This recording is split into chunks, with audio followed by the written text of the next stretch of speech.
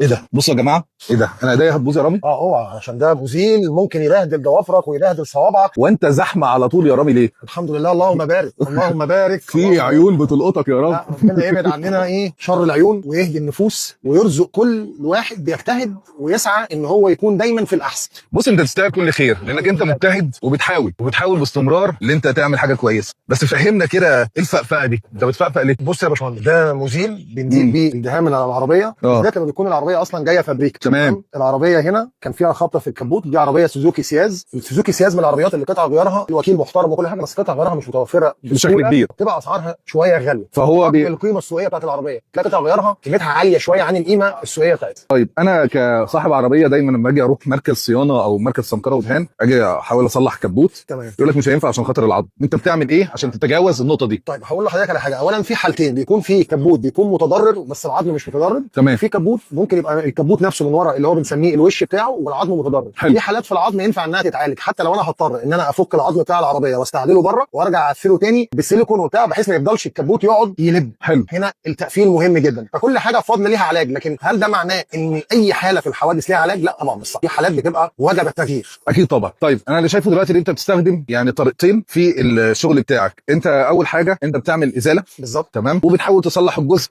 اللي بايظ. ده كده البدايه. ليه يعني ليه ما حرقتش مثلا؟ ليه ما بتستخدمش الطرق الطبيعيه اللي انا بشوفها بعناية في اي ورشه سمكره؟ لا هقول لحضرتك على حاجه. هو النهارده مش في كل ورشه سمكره، لا في ورشه بتشتغل كده، لان العلم كل يوم لازم بنتعلم حاجه جديده. انا النهارده عايز افضل محافظ على درجه الصلابه بتاعه العربيه بتاعه الصاج. تاني حاجه انا عايز افضل محافظ على نفس الكثافه بتاعه دهان المصنع بتاع العربيه. تمام. فببتدي اعمل كده عشان اقدر اسلم العربيه، انا ما اقدر اسلمها جهاز زي طلبات العميل ما هو عايز. شايف عيونك انا بقى. هو انت مش قلت هتوقف موضوع القلم والجهاز والكلام ده؟ كلام مظبوط مليون في المية. عايزين بس نوضح للناس احنا ليه قلنا ان احنا هنوقف. مش قلنا ان احنا هنوقف ان احنا كبرنا عن الصنعه او ان احنا ما بقيناش نعرف نعمل ده. مظبوط. احنا تاني هنشرح ان في جهاز اسمه جهاز اليو في النهارده. تمام. النهارده الجهاز ده اول ما نزل كان ب 1500 دولار. ممتاز. بقى ب 20000 جنيه، بكره هيبقى ب 15، بعده هيبقى ب 10، هيبقى موجود في كل المراكز. النهارده اي جزء مرشوش في العربيه هتحط عليه الجهاز ده هيبان ان هو مرشوش، سواء كان بجهاز من غير جهاز هيبان ان هو مرشوش. تمام.